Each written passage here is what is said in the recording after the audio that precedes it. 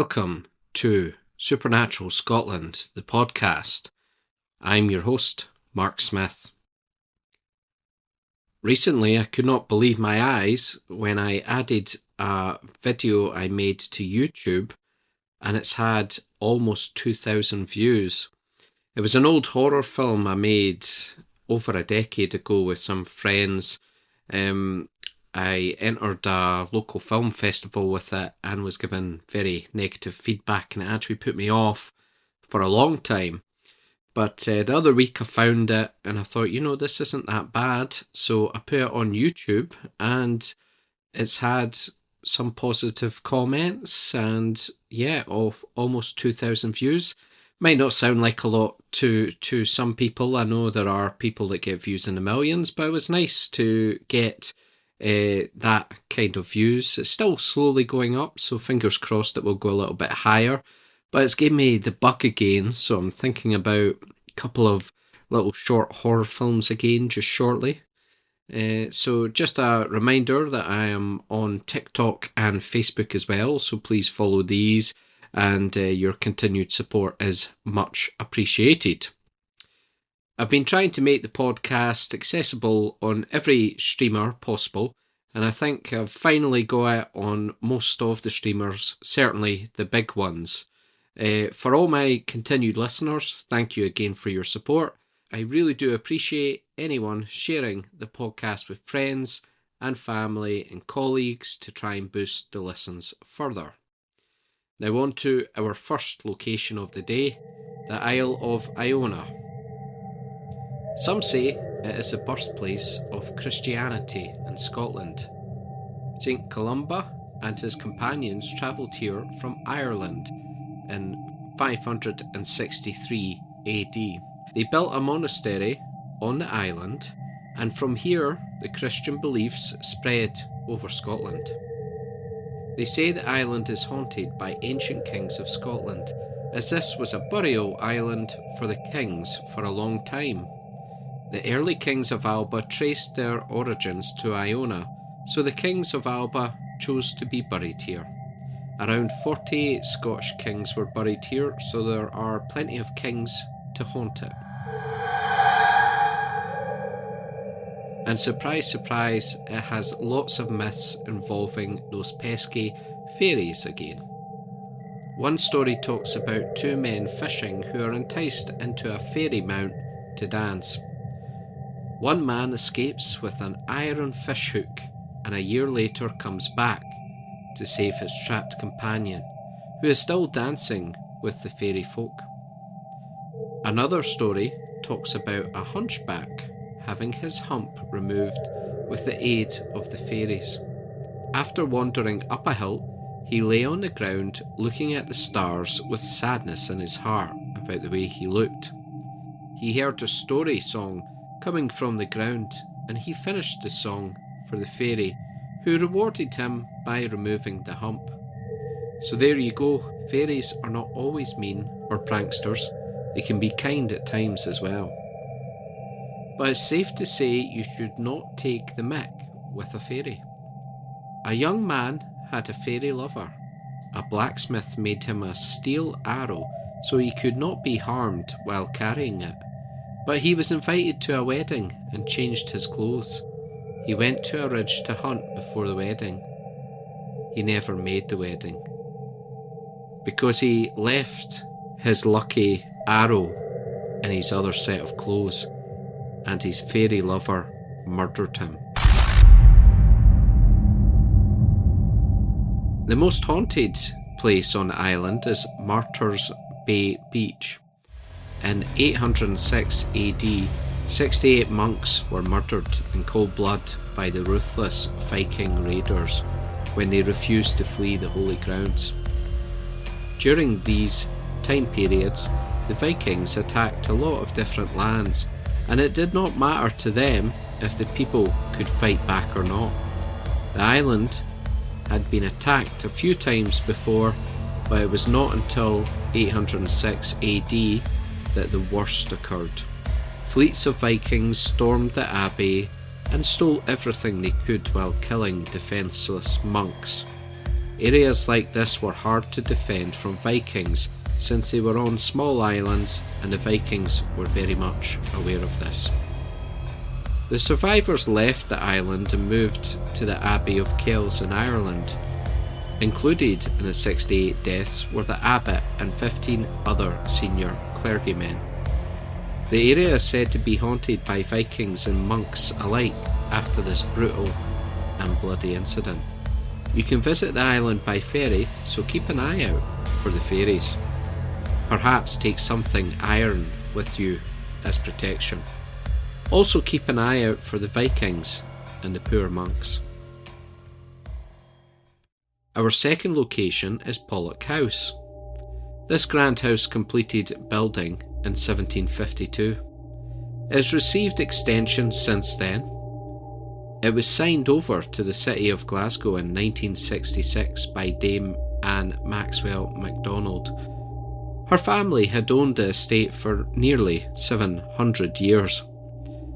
This is one of the many estates managed by the National Trust for Scotland.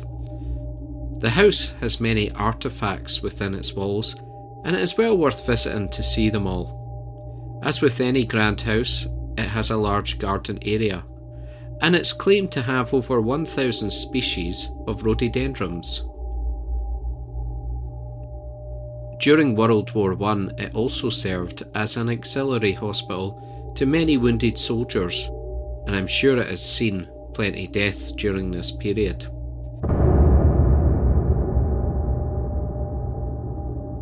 It had around 16 beds located between the music room and the dining room. The Maxwell family even moved out of the house to allow for more patients.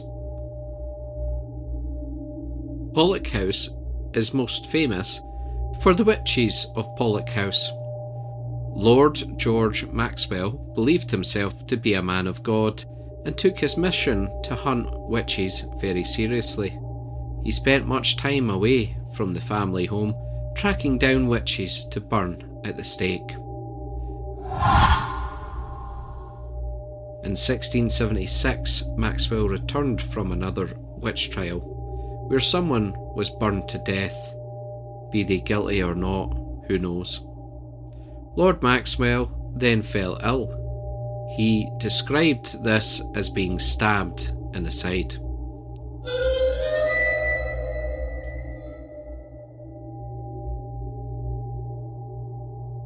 Recently, a mute and deaf girl called Janet Douglas had started employment at Pollok House. Janet was a hard-working girl and was not suspected of anything due to being deaf and mute.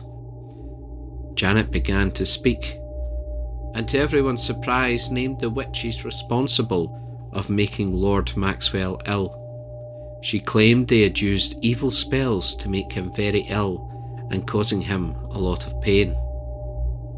Was this revenge for his hunting of other witches?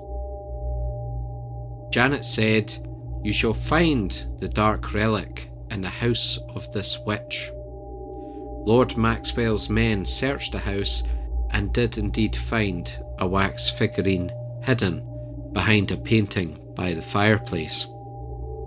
Janet named further witches, and they had to stand trial accused of witchcraft.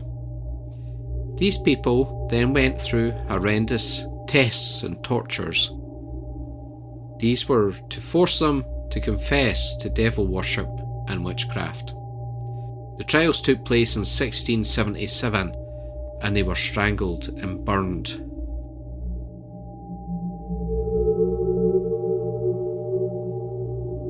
A young girl called Annabel survived, but her mother was burned alive. Annabel was sent to a convent. Lord Maxwell died anyway, not long after the others lost their lives. Janet Douglas vanished from Pollok House. Some say she travelled to other lands hunting witches, or was she the real witch, having made a fool of Lord Maxwell and had innocents killed? I guess we will never know the true story of Janet Douglas. It is said the witches still wander the grounds of Pollok House searching for Janet Douglas. And now for our creature feature.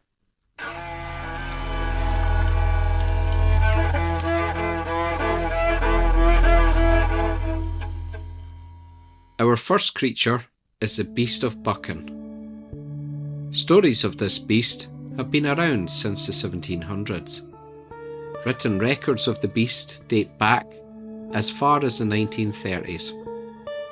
Thousands of people have claimed to see the big cat, and some have described it as a large black cat, while others have described it as a green cat which looks like a panther. The beast often preys on livestock like sheep. The attacks had happened so often that it was discussed at the Scottish Parliament. It rarely attacks humans, however, it does happen. One woman claimed to be bitten and clawed at by the creature while leaving a stable. Her friend witnessed the attack. A farmer found part of a carcass which he believed was caused by the beast. Yes, you might say, so what? It's a big cat and it's escaped. But how come the tale goes back hundreds of years and some claim the cat is green? The other question is, how has it managed to avoid capture? Keep an eye out while walking the countryside near Buchan. Our second creature is probably the most famous creature of Scottish folklore, Nessie. Yes, I've been avoiding the most obvious, but decided, what the hell, let's go for it. The Loch Ness Monster is from Loch Ness, the largest loch in the whole of Scotland. The loch holds more water than England and Wales combined. Many have tried to find Nessie, and this has continued very recently with the best technology to try and track her down. Nessie is described often as a large, long-necked dinosaur. Lots of sightings have occurred and sonar readings which have suggested something large is under the depths of Loch Ness. Loch Ness is 23 miles long. The southern end connects to Loch Oik by the River Oik, and the northern end connects to Loch Duckfour by the River Ness, which leads to the North Sea via Moray Firth. There are theories these are all connected by underground tunnels, and Nessie can even reach the sea, but returns home to Loch Ness. By surface area, it is the second largest loch, the largest being Loch Lomond.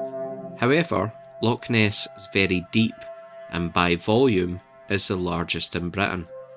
At one point, it is 230 metres deep. The loch is that big it has 9 villages around it. There is even a Loch Ness Centre to visit, which I recommend. Records of a monster go back as far as 565 AD. An Irish monk recorded a local being buried near the River Ness. It was explained the man was swimming in the river when he was attacked by a water beast which mauled him and pulled him underneath the water.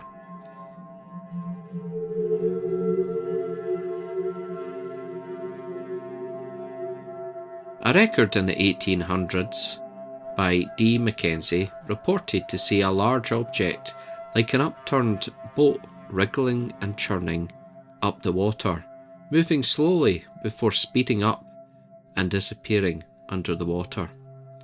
Another record from the 1800s is from Alexander MacDonald, who seen a large, stubby-legged animal surface from the loch and coming near shore.